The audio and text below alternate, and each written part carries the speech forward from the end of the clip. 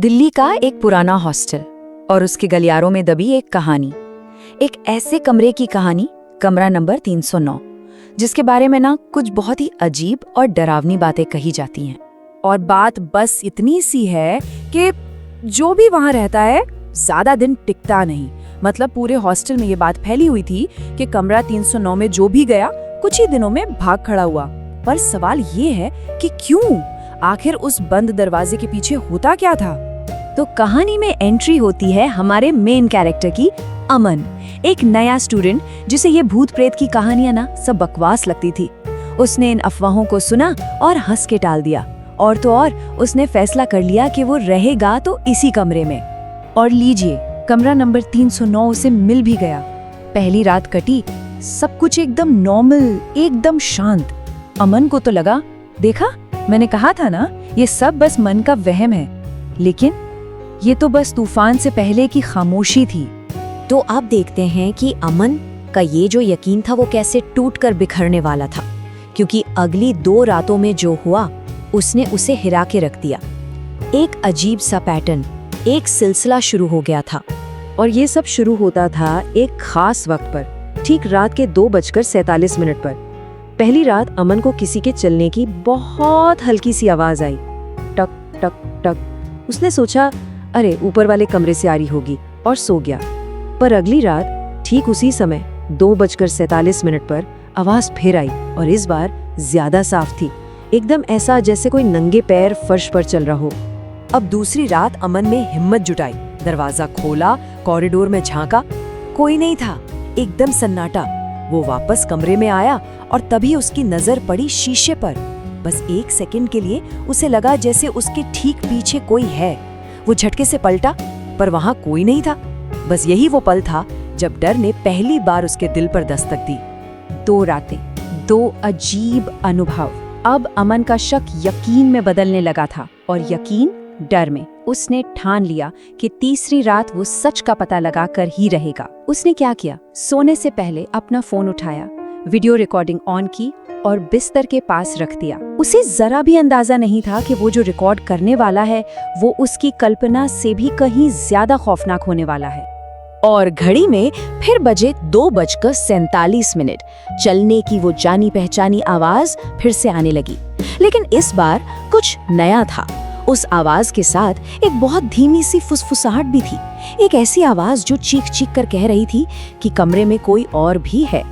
और उस अंधेरे में जो शब्द गूंजे वो थे, ये मेरा कमरा है। बस ये 3 शब्द एक चेतावनी की तरह। अमन का डर अब अपनी सारी हदें पार कर चुका था। वो कांपते हुए उठा लाइट जलाने के लिए, लेकिन जैसे ही वो आगे बढ़ा उसे अपने कंधे पर एक हल्का सा ठंडा सा स्पर्श महसूस हुआ। किसी ने उसे छुआ था।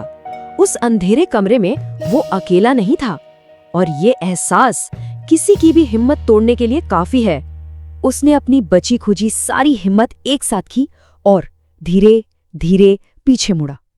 कमरे के एक कोने में एक लड़की खड़ी थी, लंबे बाल, चेहरे पर बिखरे हुए। और फिर अमन की नजर नीचे गई, उसके पैरों पर। उसके पैर जमीन को छू ही नहीं रहे थे, वो हवा में थी। बस अमन की चीख निकली और वो कमरे से बाहर भागा।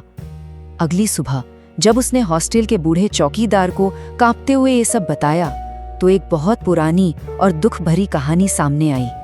एक ऐसी कहानी जिससे लगा कि चलो, कमरा 309 का राज अब खुल गया।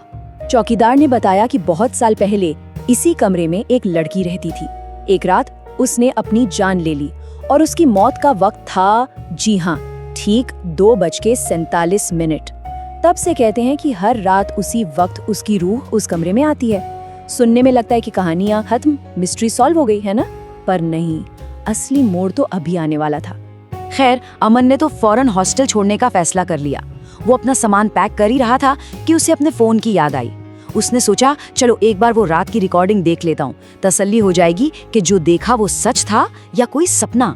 लेकिन उसे क्या पता था कि वीडियो में जो सच कैद हुआ है वो उसके देखे हुए सच से कहीं कहीं ज्यादा खौफनाक है। उसने वीडियो प्ले किया। वीडियो में दिखा कि वो बिस्तर पर सो रहा है, गहरी नींद में। फिर जैसा उसने सोचा था, वो लड़की कमरे में दाखिल हुई। धीरे धीरे चलकर उसके बिस्तर के पास आई। यहाँ तक सब कुछ बिल्कुल वैसा ही था जैसा अमन को याद था। लेकिन फिर फोन ने कुछ ऐसा रिकॉर्ड किया जो अमन ने उस वक्त नहीं सुना था। वीडियो में वो लड़की उसके कान के पास झुकी और फुसफुसाई, अब ये कमरा तुम्हारा नहीं, हमारा है। हमारा? हमारा कौन? इसका क्या मतलब हो सकता है? और यहीं कहानी का सबसे बड़ा, सबसे डरावना सच सामने आता है। जो अमन ने कमरे में देखा और जो वीडियो में रिकॉर्ड हुआ, वो दो अलग अलग बातें थीं। क्योंकि वीडियो के आखिर में बिस्तर पर जो सो रहा था वो अमन नहीं था, वो कोई और था।